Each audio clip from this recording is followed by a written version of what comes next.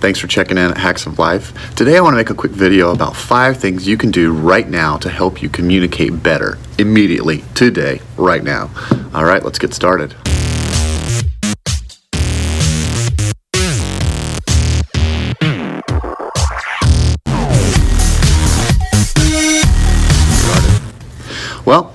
So I just read this book that I thought was just absolutely amazing.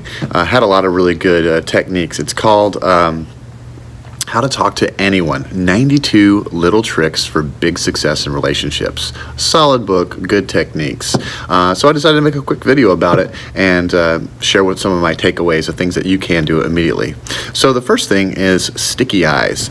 This is a really fun one because it creates a visual and that can be really helpful. So say you're in a conversation with someone and you're glued to their eyes. You're really into it. If you're really into that topic, then it's not going to be a problem, this whole sticky eyes thing. But if you're not so much into the topic, but it's somebody that you really want to show that you have undivided attention for, make sure your eyes are kind of like adhered to their eyes. So like that would be like someone says something over here in this direction. You don't go right away and look away from them. You actually do this.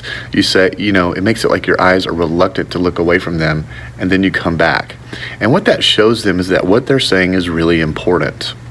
And it shows that their time with you is valuable. So you're showing them respect, and so it's a pretty easy technique, and you're just making sure that your eyes are reluctant to leave the person that you're engaging in the conversation with. So that's one little trick that you can do.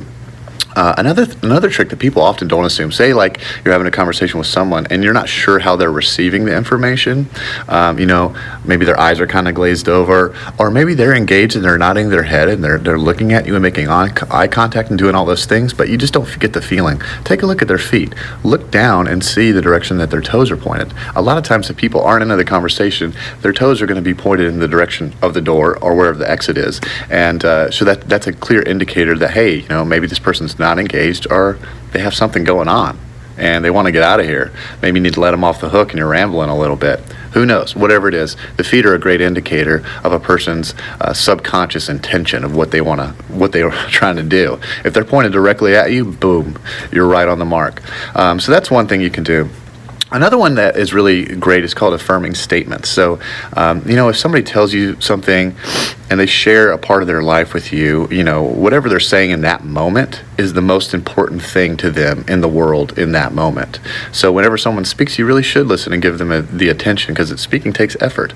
So you want to give them an affirming statement, and that's not like, hey, good job on that, sounds good. No, it's a little bit more in depth. You're saying, wow, you worked really hard on that promotion. I remember several weeks back, you referenced something in the past that, you were really struggling, and it seems like it kind of came into fruition. So good job, you should be really proud of yourself. And that shows the person like, wow, they care and they remember the things that I tell them. So an affirming statement is a really good reinforcer to a conversation, and it can happen instantly from the beginning conversation to the end. You can reference something you said earlier in the conversation, but it shows them that you're paying attention.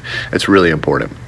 Another thing you can do is listening reflectively. So that's a little bit more in depth. It takes a little bit more thought, but it definitely shows a person that you're valuing what they say. So listening reflectively means like, I wish my boss would hear me out. I'm just having a hard time at work. You could say, yeah, that sucks that your boss is not really hearing you out. I get that. You could say, man, it sounds like you're really frustrated when you can't speak your mind. Does that happen anywhere else? So that opens up a whole nother dialogue of questions to them, and they're probably just going to glue into that statement and be like, wow, I didn't really think of that. And it shows that you're really absorbing what they're saying. So that's a really good, helpful technique. Another thing from the book, the 92 Tricks, is slow to smile. So smile slowly, but not right away. So when you first meet someone, don't automatically be like, hey, how's it going? And people also know if you're doing just a fake smile or a Duchenne smile where you're actually squinting your eyes and you get the crow's feet. But don't smile right away. When you see someone, let them know that they've earned your smile. So imagine it like a slow wave that starts with your eyes and then eventually takes form in your mouth.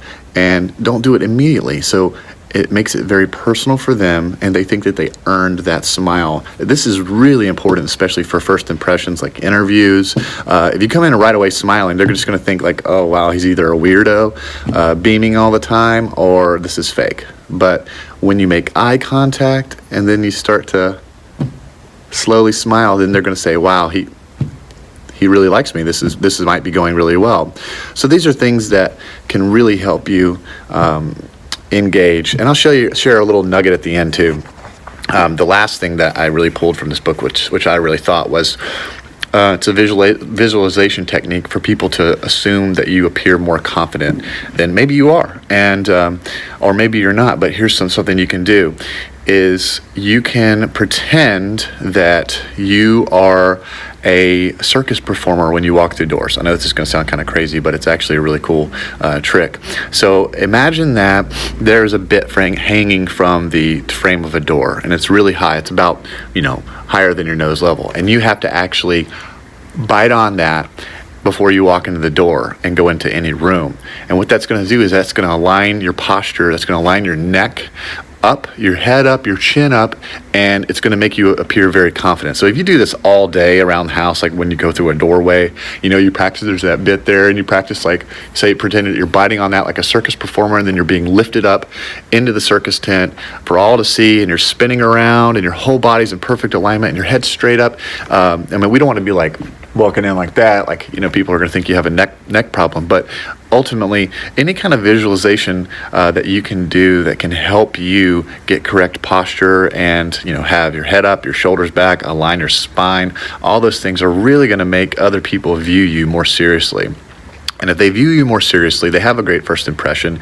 You're doing the sticky eyes, you're having the feet in the direction, you're saying affirmative statements, you're listening reflectively, you are going to be a winner in any conversation setting. Thank you.